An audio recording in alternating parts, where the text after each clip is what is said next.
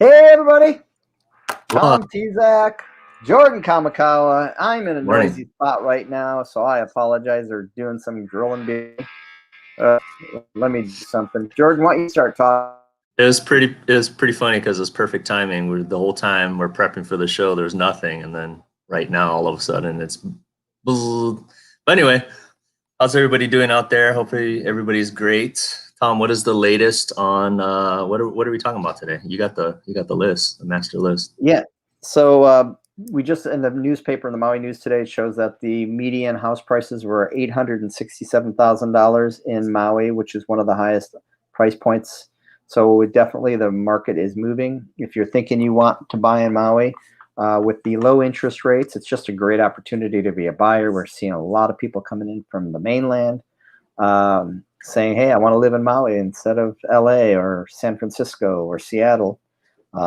So it's definitely an opportunity. There's our inventory is a little bit limited, but it's understandable. It's you grew up here, Jordan, so you can't really appreciate it as much as I can. I've living somewhere else for a long time. It's an amazing place. We Yep. are so fortunate to be here. I love, with everything that's going on in the world, uh, it's a good place to be. I think it's a testament to I had some clients recently that were island hopping and looking at different islands. And these particular clients, they were actually referrals. So it didn't work out because they were actually thinking of Big Island first. And they're geared towards, more, they wanted more privacy and land and at a different price and stuff. But I've talked to other clients that do the same thing and they're like, oh, Oahu's way too busy. The price point's too high. And then they go to Kauai or Big Island and say, oh, there's not much to do though there. It's not, really, it's too spread out and stuff like that. And then they come to Maui, I would say a lot of clients that we talk to, Tom can attest to this. They say, wow, Maui's like the perfect right in the middle. It's got everything you need and but doesn't have skyscrapers like Oahu. So I call it the Goldilocks Island that's because it's not too big, it's not too small, it's just right. And truly, I never heard that. That's good. it's really like that. And when I moved here, I went to Kauai. So I lived right outside of Chicago, and I knew that I didn't want to be in Oahu because I wanted out of the hustle and bustle and the traffic. So we didn't even look at Oahu. But when we came here, when we started planning the move, we went and spent time on the Big Island. We spent time on Kauai, and we spent time on Maui. And it was like, oh man, I love Kauai. I love Kauai to go for a week and just chill. But I Yeah. couldn't live there because I need stuff to do. And then we went to the Big Island, and it was like, oh, the Big Island is big. There's not a lot to do, but you can road. But with all respect, the Big Island is just very pretty compared to Kauai. And then we came to Maui, and it's like, oh man, it's perfect. Not too big, not too small, like I was saying.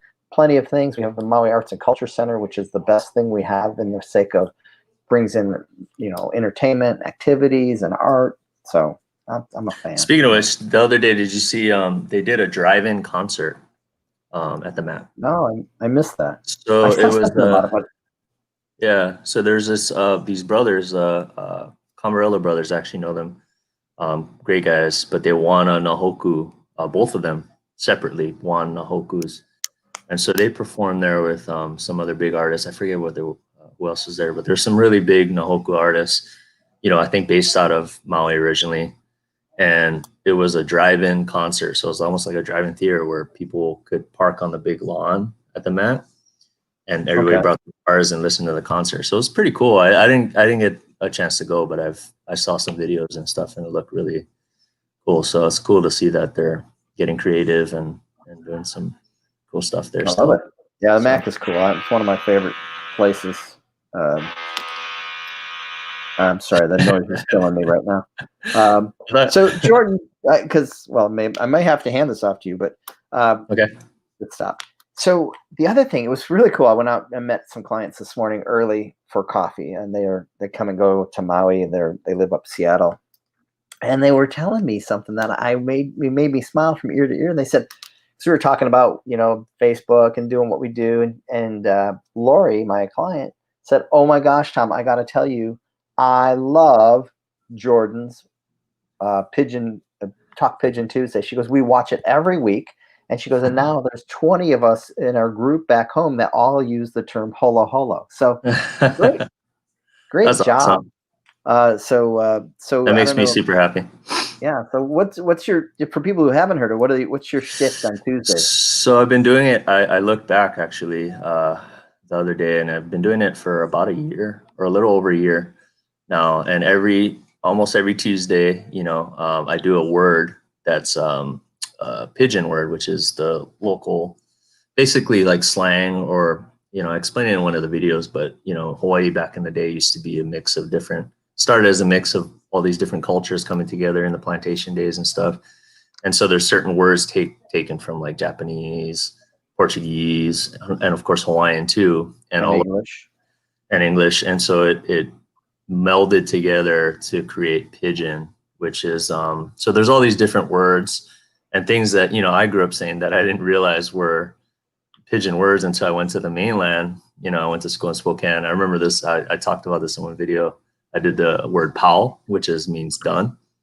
And I went up to Spokane, and I went to Subway for the first time. And up there, I was like, "Hey, yeah, thanks, that's good." And she was like, "Is it good?" And I was like, "Yeah, it's Paul." And she was just like, "What?" Oh, no. I mean, no, that's good. It's like one of those things. Those words that I grew up just saying, not thinking anything about it.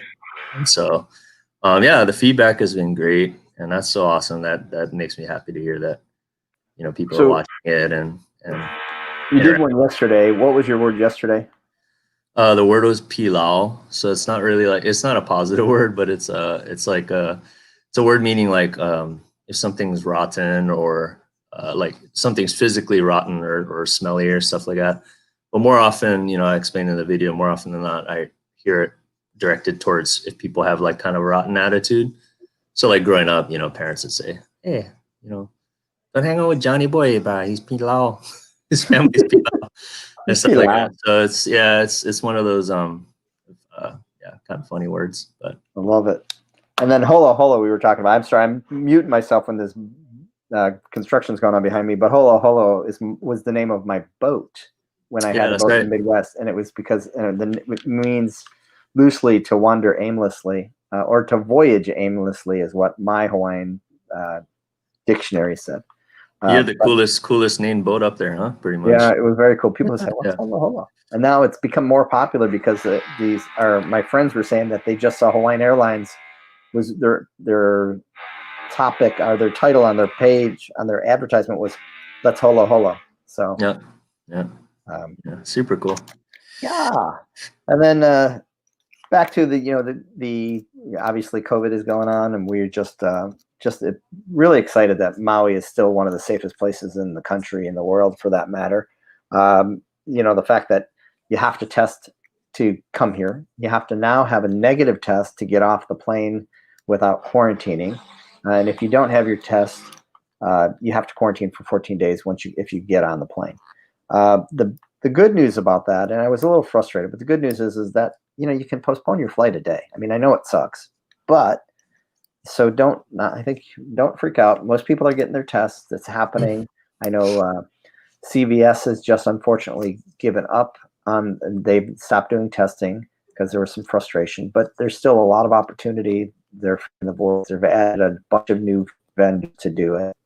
Once you're Yeah, isn't there here, like there's like 20 or something trusted partners or I something, thought it or was something like that? 17, but 17. 16, 20, whatever it is. There's Still a good plenty of amount, trusted yeah. partners. And you can do them online. You can order it for the company called Vault, and there's, I think, Costco, where you do it. They send you the test, and then you do it online on Zoom. You make an appointment. I think it's a saliva test, and then you send it in, and then so it is a process. But part of that process is that you're also coming to one of the safest places in the world. So the trade-offs, I think, are pretty huge and really positive. That once you get here, that you can go out. One of my clients yesterday called me up and goes, "Well, if I test and I test negative and I get there, what can I do?" It's like pretty much anything. We are required to wear masks, but our restaurants, most of them are open. You were saying Pint and Cork just opened in Wailea. Yep. You heard Mateo's just opened up. So you can go out and do what you would normally do and go to the beaches, and there's activities. Boats are running again. Dive trips are open. So, Yeah, you know, just wear your mask, just have your mask on, and you're good. You know, I mean, you know, so it sucks, but it is better than alternatives. I know some of my clients are saying, I'm going to Mexico and I'm going to Costa Rica because it's easier. Well, yeah, it might be easier, but that means it's probably not as safe. So, not to be a fear monger, that's not my goal, but you know, we live here, we love here, and it's a great little spot to be. So, and then we were talking. Last thing I think you were talking about tips. buyers tips, sellers tips, and Yeah, we haven't done a tip in a while. Tom was mentioning that because it's uh, close to the end of the year, that can mean some tax implications for some people and motivation and also leverage. So, Tom, yeah. So, what well, you know, a lot of times when I have a cash buyer, I'll sometimes say, well, if you're really cash buyer and you're ready to go, writing an offer with an 18-day close helps or motivates sellers to maybe accept or do or sign a contract that they wouldn't normally sign because it happens so quick, especially at this time of the year when we can close a transaction now. We still have some time left to close the transaction before the end of the year. And what I've been talking to my clients, and a couple of the things we see happening is that we now have a change in government, the presidential change, and that may lead to new tax laws, which is concerning to some people. And then, you know, there's been threats of capital gains going away, possibly not. I have no idea what's going to happen, but we know what it is today. So if you want to close your transaction prior to the end of the year, there may be a value to a seller because of a tax reasons. So those are the kind of, sometimes sellers have tax implications where it's like, hey, I've got a write-off I can use. So being able to close quickly can be a benefit and it'd be really attractive for a seller. And for a buyer, oh, go ahead. Sorry, yeah, not to interrupt. Sorry to interrupt, but yeah, like I mean, a lot of people don't realize too that cash offers are not as common here in our market, and the leverage that you get, especially compared to finance offers, especially looking at vacation rentable properties. You know, the average is 50 to 60 days to close on a finance property, loan property on a vacation rental. So people don't realize that. They're like, wait, it takes 50 days. So all of a sudden, if you do have the ability to come in cash and with an 18-day close, I mean, that really is one of the biggest leverage plays that you can make. And then for residential, you know, most of them take 30 days or 30 to 45 days, especially now with appraisals taking a little bit, right, I feel like a little longer. So the cash really, I mean, it's such a huge tool if you're able to do that. Right. Sorry. And cash doesn't require an appraisal. So that's the other benefit to a seller. It's like, hey, you know, there's no appraisal necessary. And that's appealing to a seller. So there's a lot of things, you know, and it's a strategy. Sometimes it doesn't make a difference at all. Sometimes the seller says, I don't care. It doesn't matter to me. But, you know, I have a deal I was working on and I said, hey, this buyer can close before the end of the year. And day one, they said, it doesn't matter. Day two, it's like, wow, it does matter. I talked to my accountant. I really want to close it this year. So it's like, well, we really need to get to the finish line pretty quick if that's going to happen. So again, it's having those conversations and understanding the dynamics and the difference and how it impacts the mentality or the negotiating style of the process. So, so anyway, we definitely are skilled in that. We can help you with that. If you have questions about buying, selling right now, we definitely would love to assist you. You can reach Jordan. How do they reach you, Jordan? My number is 808-264-4123. And my email is, sorry, my email is my name @gmail.com. It's right down there. And I'm 808-280-2055. And mine is Tom @tomtzak.com. So anyway, anything else you want to share with everybody, Jordan, or are we good to go? I think that was I think we covered everything. Hope everybody's safe and happy and it's December. Oh, that was the other thing. The whales are coming in, right? Actually, it was crazy because I was out showing property earlier this week and we saw a whale out there with the little blow spout going. And then we also saw dolphins too. This is at McKenna Surf, Tom. And we're looking at it, and it had this direct, amazing ocean view. And the buyer was like, what's all that fluttering going on? And there was this little boat, and it was almost like the dolphins are following. There's a lot of dolphins. They're following this boat. And it was the first time I ever seen that at a showing and stuff. And it was just, they're right in the McKenna Cove right there. And it was just like, whoa, I mean, it It's was the one of those. coolest thing when you're yourself, out at you know? when you're out at a boat. If you're up on the front of the boat and you get into a pod of dolphins, the dolphins will swim literally right in front of the Yeah. bow of the boat, and it's just amazing thing. I was in San Diego and we were out on a boat, and they found the pod of like hundreds and hundreds of dolphins, and they're swimming underneath the boat and around the boat. It's like these So could be- cool. It's so cool. So Can't yeah, be better than that. it's Yeah. fun. Yeah. So anyway, so yeah, come on out, book your flights, come out and see our whales and our dolphins, and we'll be here to help you out. So All right, guys. I think I'm gonna go holo. Oh, nice. Have fun. All I right. like it. Aloha, everybody. Take care. Oh, I forgot I had to get the button on the and the broadcast. So, try that again. Aloha, Okay, everybody. bye. Take care. Oh man, I am having all kinds of technical